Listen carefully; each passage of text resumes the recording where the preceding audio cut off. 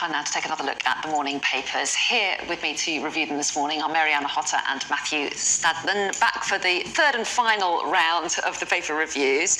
And Matthew, we're kicking off with you this time round. You're taking a look at the Sun's front page, which focuses on an incident involving Just Stop Oil. So talk us through this. Yeah, I think this is such an interesting Saturday front page because the Sun it's almost like a gotcha headline. Just Stop Oil foiled again. You can see the pun there. But actually, has the Sun got Just Stop Oil? Because the right-wing media feed off organisations, protest groups like Just Stop Oil, just as Just Stop Oil feeds off the Sun. The Sun wants to put Just Stop Oil on the front because they think it will get clicks and eyeballs and so forth. And of course, that's exactly what the organisation wants. So days after Ashes Pratt is how they describe one of the protesters is carried off. You'll remember Johnny Bairstow, the England wicketkeeper. One of the only good things some would say that the English team has done in this Test match. I was there yesterday. Don't talk to me about the Ashes. But stag do gets one over on protesters. So this is a stag do that happened in London, just outside Waterloo Station, I think, and a guy dressed in a tutu and a rainbow halo turned up and sort of took over, commandeered the protest and said, "We love you, oil, we do." Now, this is a bit infantile, but actually what it's done is buy Just Stop Oil huge publicity. What do they want? They want to be on the front pages of the national papers. The right-wing press, very anti, but here they are giving them precisely the oxygen they want. A quick thought on this, Marianne, because they do want publicity, but do they not want some support and popularity as well? Do they want people to listen to their message? Yeah, exactly, Matthew. They don't want publicity in and of itself. I'm sure most of those people would rather be doing something else than standing in front of slow-moving vehicles. They want us to stop oil and gas production and digging out new fossil fuels. I mean, they want to stop climate destruction. Let's not beat about the bush here. The reason that people are doing this is because opening new coal mines, digging new gas wells in the North Sea is destroying our planet. That's what they want. They want us to stop and think about the things that we're taking for granted. But Marianne, we are talking about it, and because they are the Sun have put them on the front page, it gives you an opportunity to make the very important point that you just have made. And so that is why they throw orange dust at cricket players and cricket pitches. That's why they throw orange dust at fancy cakes in Fortnum's and Mason's or portraits in the National Gallery, because it draws attention. I think it's very difficult. I mean, Extinction Rebellion had to do a kind of a sharp handbrake turn in terms of their tactics, because they realised that there was a point at which the public were no longer supporting them. But the bottom line for me at the moment is I think Just Stop Oil are pitching it very, very well indeed, because people like me who don't necessarily feel confident to go out and get myself arrested to make a point, look at what they're doing and say, crikey, I wish I had half their bravery. Because I am also worried about my children's future. I'm also worried about our planetary health. I know it sounds grand, it sounds almost science fiction, but that is literally the situation we are in. We are in a climate and nature crisis.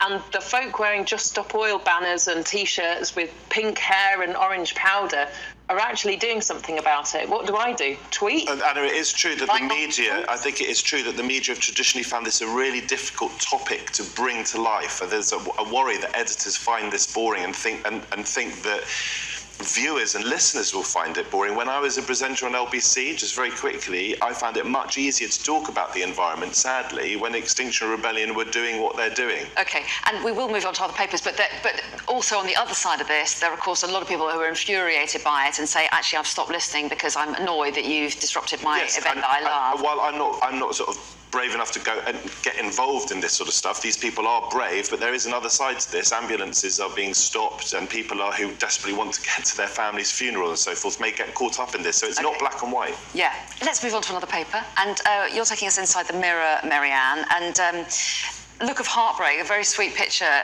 on their double-page spread, but what's the story focusing on?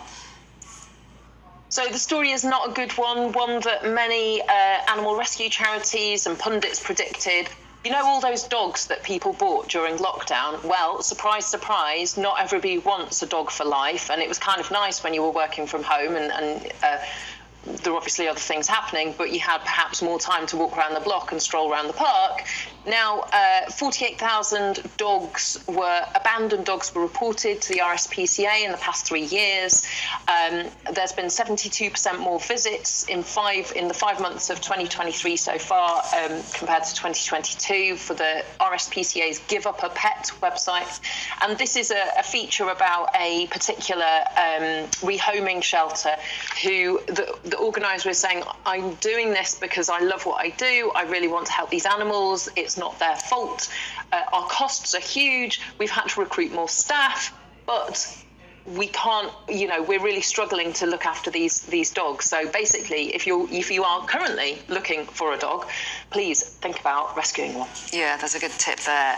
And take us to the front of the Daily Express next, Matthew, because they are focusing on a royal story. So what's the angle here? So normally I would steer well clear of these sorts of royal tittle-tattle stories. This is again about the feud between William and Harry, but I've picked it up just for 2 reasons. One, because I do think it is very poignant that today would have been the 62nd birthday of Princess Diana, of Lady Di, and just reminds us of what we've lost, because she was an incredible person who did a lot of good in the world. The other thing is just that it is sad that these two guys, when I sort of grew up sort of in parallel with them, I was slightly older, and they seem to be the best of friends, and it is sad to see that they've fallen out. The point here is that they've recorded separate messages for an event marking Diana's passing or marking her birthday. But why I've picked it out is because actually through royal life we can see ourselves as human beings sort of writ large. You think back to the roles of Shakespearean tragedy and Greek tragedy. Why were they so gripping?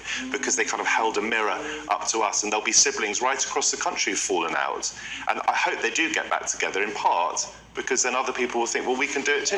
Yeah, no, that's true, and it's probably why we're fascinated by the kind of human stories. Take us to Barbie and the Guardian, Willie, Marianne. I feel like I'm wearing a tribute to this story. Well, not deliberate. Yes, you are very on trend. It's got to be said. Pink is the new black, maybe. So the new Barbie movie is coming out in 3 weeks' time, and this is a piece in The Guardian about all the deals, all the licensing and merchandise deals that the kind of the movie and the Barbie franchise have done deals on. So you can get clothes, shoes, makeup, yogurt, candles, rugs, a pink Xbox. It's all going to be Barbie. And apparently this is clever and savvy marketing, because it's not just about buying, something with a Barbie logo or sticker. It's about the brand and the lifestyle commitment. I mean, this is all sincerely said, although I can't take it seriously. But the bottom line is that a third of all toy sales now are from sort of licensed merchandise. So things like Harry Potter or Minecraft. And I do wonder whether we should stop buying crap and actually go and play freely in the woods. Okay, we're all out of time. And Marianne and Matthew, always good to have you both. Lovely to see you. See you again soon. And we've got all the top stories coming up next. Don't go away.